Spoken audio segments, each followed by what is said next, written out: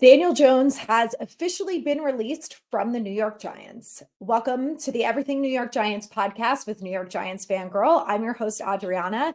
And wow, today we've got even more news, lots to discuss. So it was announced this morning, today is Friday, that the Giants released Daniel Jones. And John Mara released a statement saying that Jones came to him and asked to be released, and Mara granted it. I'll read you guys part of the statement because I do think that it was well said. And listen, I don't think Mara is a perfect owner by any means, but I do think he does try to do the right thing most of the time. So he said, Daniel came to see me this morning and asked if we would release him. We mutually agreed that would be best for him and the team.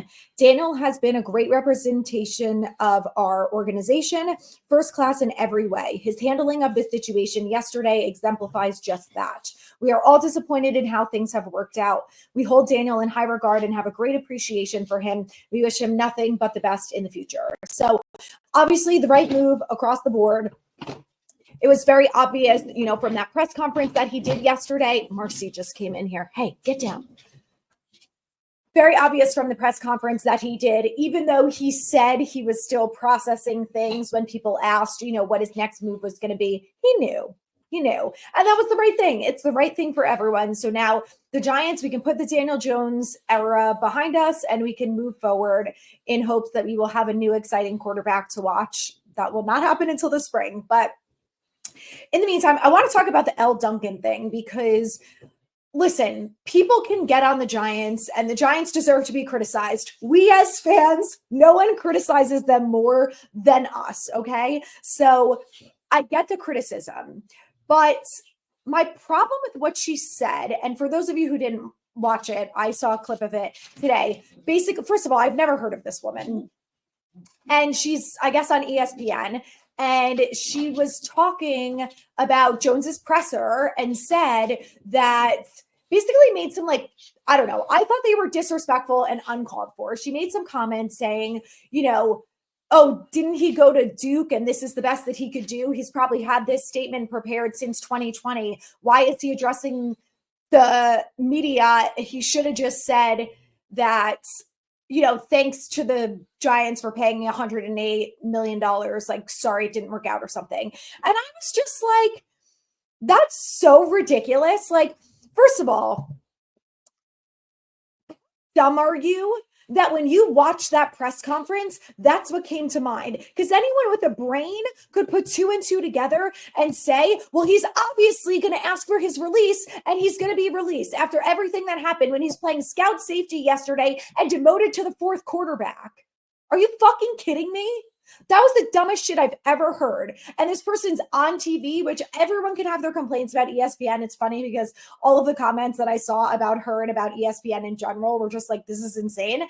And honestly, God bless Pat Hanlon, who's the VP or the head of communications for the Giants. He's the one who tweeted something about it yesterday saying this person should be ashamed of themselves, going after him like that. Which I agree, Pat Hanlon. But I was just it just was so unnecessary. And for you to just not be able to put it together, that's exactly what was going to happen. I understand that this girl is probably not a Giants fan. She probably doesn't spend every minute paying attention to what goes on with the Giants. But like I said, anyone with a fucking brain who paid attention to what went on in the last 24 hours and saw that they brought in a fourth quarterback, demoted him to number 4, and then had him as a scout safety in practice. Then he goes to the media and writes this thing. Obviously, he's emotional about it. He knows that this is his last day as a fucking Giant, and you're too dumb enough to put 2 and 2 together? It's disgusting, honestly. I really think that was pathetic. And then the worst part is she doubled down on it. I guess she's on First Take, and she doubled down and said, I stand by everything that I said, and, he should just be thanking the Giants for the fact that he got paid a bunch of money. Again, how fucking stupid are you? And this is my problem with people is that they don't know how to use their brain. Okay. It's not that hard to figure it out. Number one. Number two, whether or not you like Daniel Jones, he was our quarterback for 6 years. Okay. He didn't come in here and play 5 games and leave. He was here for 6 years. Like you saw in the video. this is going to make me like a little sad. He's made, oh God, it's pathetic. He's made really good relationships. Him and Dexter Lawrence have been together since 2019. Him and Darius Slayton, like, these are his brothers, his friends. He spends more time with them than his own family. Like, I just think coming after him for that was unnecessary. The guy is obviously disappointed. He took accountability for not being a good enough quarterback to win this team games. You know, you want to blame someone, blame the Giants for giving him that contract. Fine. You and everyone else, it's well-deserved. Criticize them all you want for that. And you can criticize him for being a bad football player.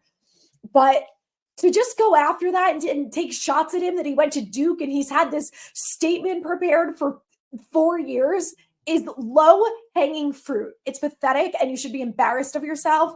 And anyway, she can go fuck off. What I do also think is funny is that apparently the Giants called ESPN and were like, that's not cool. Which again, Stephen A. Smith went on this whole thing. Fine, man, make fun of the Giants all you want. It was their decision to re-sign Daniel Jones. Obviously, he was going to say yes. And obviously, him and his camp was going to try and get as much money as they could. Anyone does that. Like, for people to be like, oh, Daniel Jones scammed this franchise at $80 million. Like, blame the franchise. They paid him. It's not your money. Like, what do you expect him to do? Go in there and be like, I know I'm not that great of a quarterback, so I think you should only pay me $5 million a year. That's fucking insane and asinine and ridiculous. No one does that. Would you go into a job interview and be like, yeah, you know, I need $80,000 to live and to pay my bills and to be able to go out to dinner with my wife and kids, but I'll take 60 if that's all you're willing to give. Get a brain, seriously. I can't. The stuff that I see on the internet really just makes me want to slam my head into a wall. But anyway, again, whether or not you loved or hated Daniel Jones, this was the right move for everyone involved. And what I thought actually was really interesting, that when he spoke to the media yesterday, he kind of inferred that he was willing to remove the injury guarantee so he could continue to play. And it seems like the Giants basically said no, which again, I think was the right decision because he wasn't winning us football games. So it's not like even if they waived the injury guarantee, they probably weren't going to play him the rest of the season. So give it a clean break.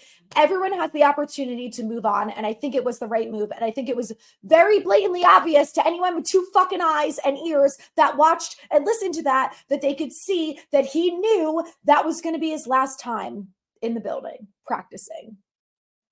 Not that hard to figure out. Anyway, that's all I have to say about that. So Tommy Cutlets is going to be the starter for, I think, presumably the rest of the season. At this point, for them to put in Drew Lock doesn't make any sense. He's not going to be here next year.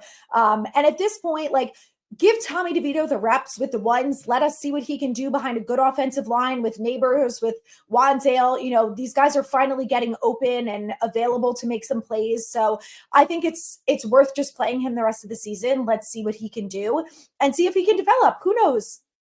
I'm not going to hold my breath to this, but you never know if he ends up being good enough and the Giants say, well, maybe he could be our backup quarterback, you know, when we draft a rookie in April or whatnot. I don't really see that happening, but stranger things have happened here, so you never know.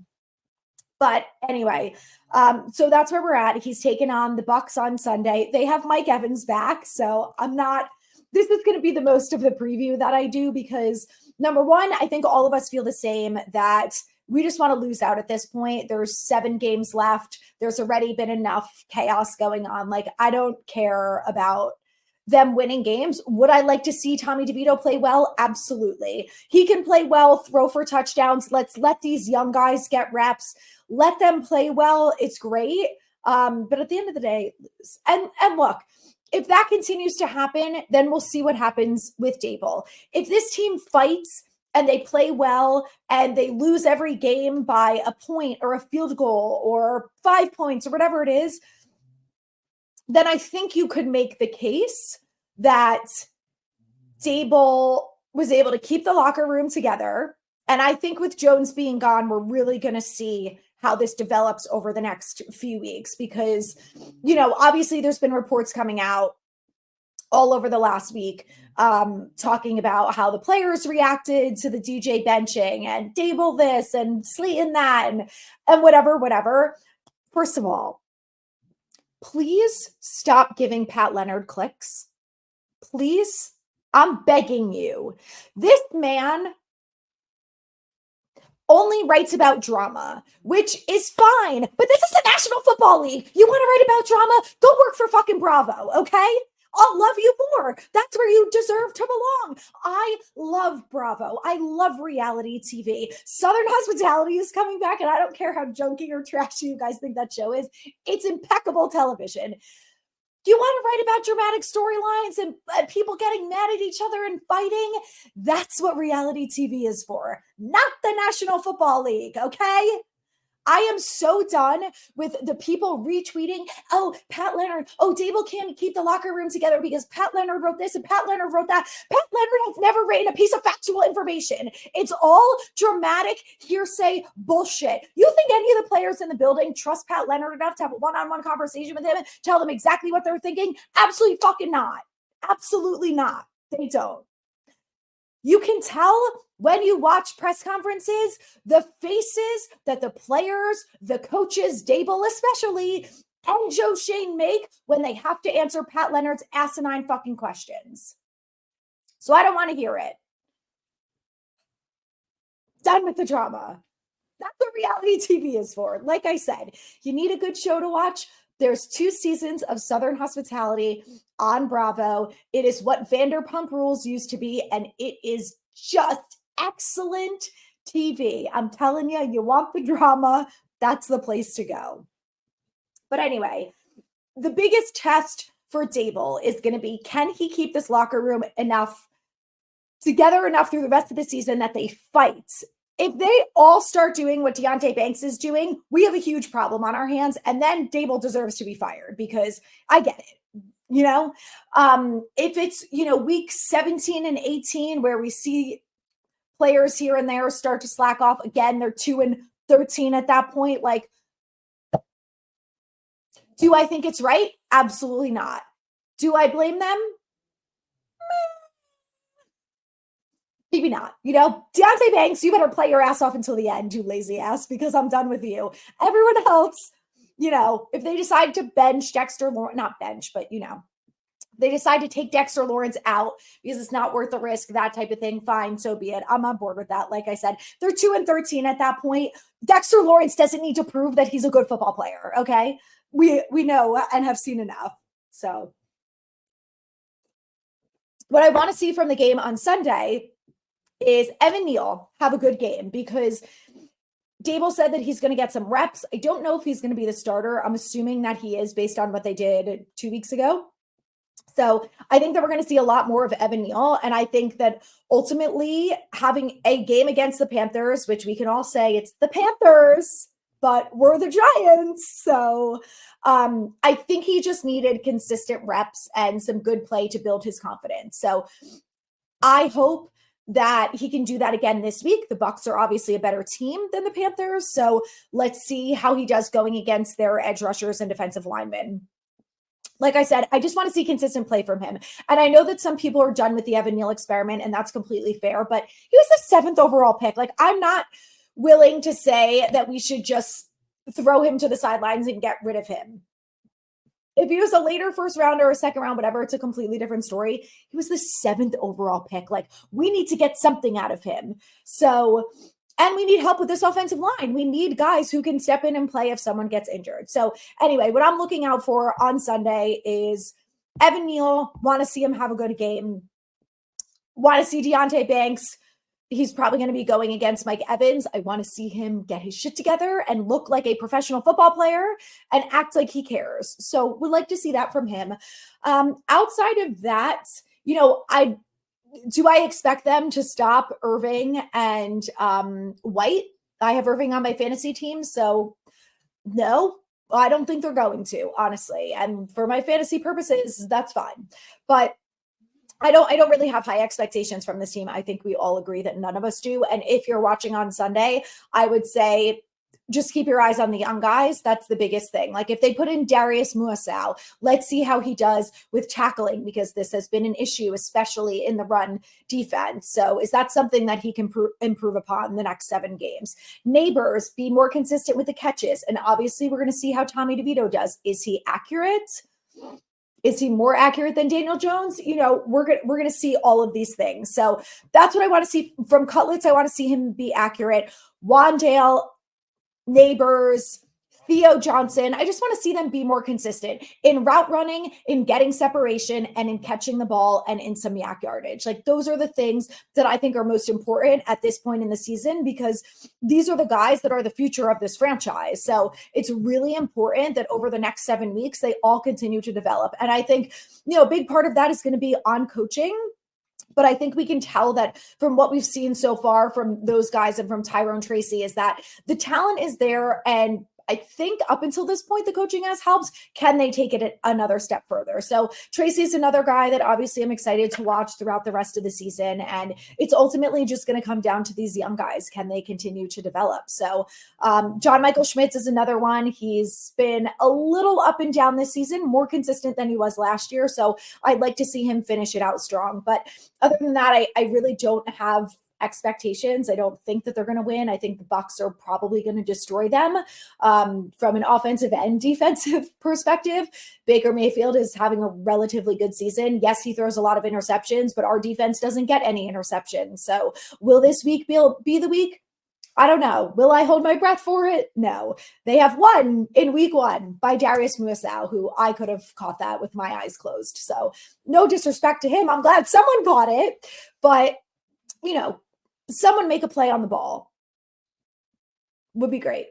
But I think that's it. That's it that I have for this episode. Giants take on the Bucs, low expectations. We'll see how it goes. If you guys are watching, enjoy. I will be watching as well. I'm going to do a live stream. So join me right here on YouTube. I'll be live throughout the entirety of the game and we'll just watch it and see how things go. And we'll see by that point if Daniel Jones is on another team. We can see about that and we'll go from there. But the last thing I want to say about Daniel Jones, because I did say I would touch on this and then I got distracted with my rant, is I think there are a few teams that he could end up being a backup on. I think some of the options are going to be the Dolphins. Obviously, everyone saw how things went when Tua went down. So could work out for him there. I also think that I could see him with the Panthers. He's from North Carolina. I'm sure he has some sort of connection there. Obviously, Joe Shane and Dave Canales have a good relationship. I don't know if that will play into effect at this point, but you never know.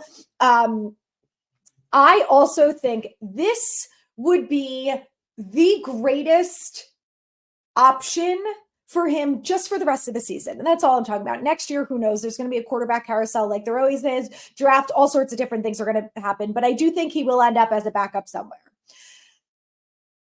I need Jerry Jones to sign Daniel Jones for the rest of the season and start him on Thanksgiving. Because if there is one way only to make this Thanksgiving game more exciting, it is for Daniel Jones to sign to the Cowboys, start the game, and play against Tommy Cutlets and the Giants. Honestly, nothing would be funnier. I don't care what happens during that game, but you're not going to tell me that that's not going to get more viewership than Cooper Rush versus Tommy DeVito, because it 100% is. They've already got Dak Prescott on the sidelines. Jerry Jones doesn't care about money, and Jones at this point is probably going to get, a couple million or whatever it is throughout the year. And he would potentially have the opportunity to be a starter. Jerry, you got to do it. You have to do it for everyone's sake. It would make this season 100 times better. And I would enjoy Thanksgiving more than I ever would under any other circumstances. So Jerry, I'm begging you, for all of us, Giants fans, Cowboys fans, NFL fans in general, you want more viewership? This is the way to do it. I'm telling you, it'll get money in your pocket. Trust me on that. So I'll see you guys on Sunday. Join me for my live stream right here on YouTube, the Everything New York Giants channel. I'll be live streaming Giants versus Bucs. we could talk all about it, all sorts of questions that you guys have. We'll talk about anything because I'm sure the game will not be that exciting. But make sure you like and subscribe, share with a friend, and make sure to follow me on Instagram at New York Giants Fangirl. I will put the handle right here because that's where I post everything all the time. So that's the first place I posted the Daniel Jones news. Then I went over to TikTok, which is also New York Giants Fangirl, but all sorts of updates, everything you can find on my Instagram, including a little video recap of my trip to Germany for the Panthers game. So we'll see you guys on Sunday. Enjoy your weekend. Until then, go Giants.